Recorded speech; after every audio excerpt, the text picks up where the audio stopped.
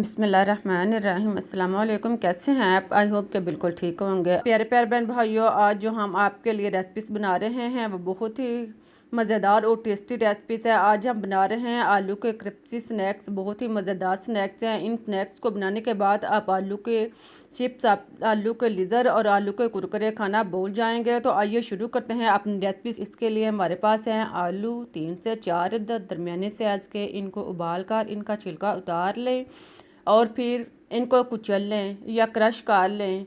आलूओं को खूब अच्छी तरह क्रश करें। ख्याल रहे कि इनके अंदर गिल्टी जो है वो बिल्कुल नहीं होनी चाहिए। इनको अच्छी तरह क्रश करने के बाद अगर कोई गिल्टी है तो इसे चम्मच के साथ अच्छी तरह मैश कर लें। फिर इसमें हरी मिर्च दो इसे ब्रीक काट कर या कटर करके इसमें शामिल करें। अब इसमें 2 से 3 खाने के चम्मच हरा धनिया या काट कर शामिल करें। फिर इसमें नमक टेस्ट के मुताबिक डालें। नमक डालने के बाद अब इसमें सुरख मिर्च कुटी हुई 1 चम्मच शामिल करें। इसके बाद इसमें हल्दी पाउडर आधा चम्मच शामिल करें। हल्दी पाउडर डालने के बाद अब इसमें काली मिर्च आधा चम्मच पिसी हुई शामिल करें। अब इसमें ज़ीरा पाउडर 1 चम्मच पिसा हुआ शामिल करें और 1 चम्मच चाट मसाला डालें। इन सब कुछ मसालेजात को डालने के बाद अब इसमें 2 चम्मच चावल का आटा शामिल करें और 2 चम्मच कॉर्नफ्लोर डालें। इन सब चीज़ों को डालने के बाद अब इसको खूब अच्छी तरह मिक्स कर लें। मिक्स करते हुए ख्याल करें कि आप इनको हाथ की मदद से खूब अच्छी तरह गूंद कर नरम करें। इनको पानी ज़्यादा बिल्कुल नहीं लगाना। इनको पानी बिल्कुल नहीं लगाना, बल्कि इसको हाथ के साथ गूंद के नरम करें। आप इसे गूंदते जाएंगे तो ये खुद ब खुद ही नरम हो जाएगा। अब आप इसको बड़ी सी इसको पहले गोल कर लें और इसकी चपाती से बना लें। इसके लिए आप पहले आटे का नीचे छिड़काव कर लें या ऑयल लगा लें। अब इसे हाथ की मदद से इसको उंगलियों की मदद से फैलाते जाएं।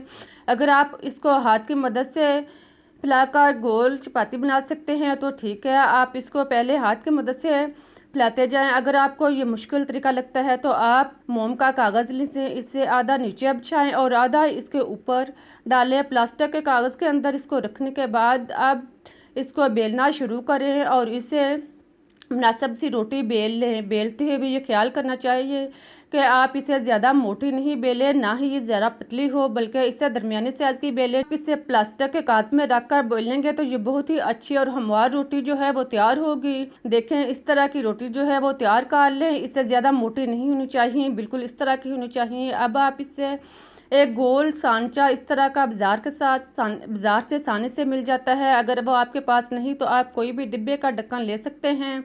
इसको इसके ऊपर रखने के बाद अब इसे हाथ की मदद से दबाएं। इसे हथेली की मदद से दबाएंगे तो ये गोल से स्नैक जो हैं वो बनते जाएंगे। देखें, इसी तरह सारे थोड़े थोड़े फासले पर रखने के बाद इसे दबाते जाएं और फिर सारे अच्छी तरह दबाने के बाद यानी स्नैक तैयार करने के बाद अब इसके आलू जो हैं वो हाथ की मदद से रफ जो है वो निकाल दें। इसके अंदर से गोल स्नैक्स जो हैं वो आसानी से निकाल लें। आप इसे हाथ की मदद से या छुरी की मदद से जैसे भी आप चाहें ये स्नैक्स जो हैं वो आसानी से अलग हो जाएंगे। सारे गोल स्नैक्स जो हैं वो निकालने के बाद आप बाकी आलू जो हैं इन्हें दोबारा इकट्ठा करें। इन्हें दोबारा इकट्ठा करके दबाएं, अच्छी तरह पेड़े की हालत में बनाएं और फिर इसे पहले की तरह बेलें और बेल कर दोबारा इसमें स्नैक्स तैयार कर लें। देखें, इसी तरह सारे स्नैक्स जो हैं वो तैयार कर लें। स्नैक्स को तैयार करने के बाद अब मैं आपको बताती हूँ कि इसको गोल जो हम जिसके साथ हमने स्नैक तैयार किए हैं इसको आप इसके ऊपर से रख कर थोड़ा थोड़ा दबाते जाएं। आप एक नीचे की साइड से इसे रख कर थोड़े थोड़े फासले पर से दबाते जाएं तो ये इस तरह के स्नैक जो हैं वो तैयार हो जाएंगे। इसके ऊपर इस तरह की गोल लाइनिंग लगा लें।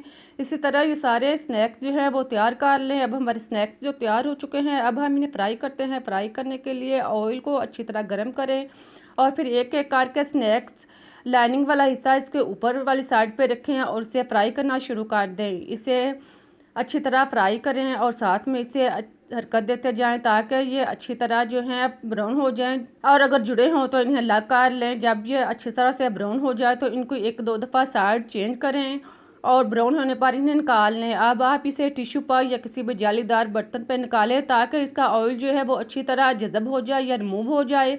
देखें, हमारे स्नैक्स जो हैं वो तैयार हो चुके हैं। बहुत ही मज़ेदार और क्रिस्पी स्नैक्स हैं।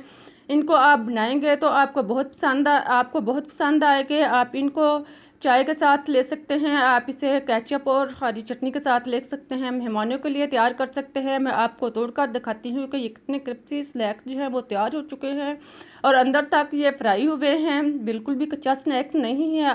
अब हमारी रेसिपी जो है वो बिल्कुल रेडी हो चुकी है। मुझे इजाज़त दें, मैं फिर मिलूँगी एक नई रेसिपी के साथ। तब तक के लिए अल्लाह हाफिज़।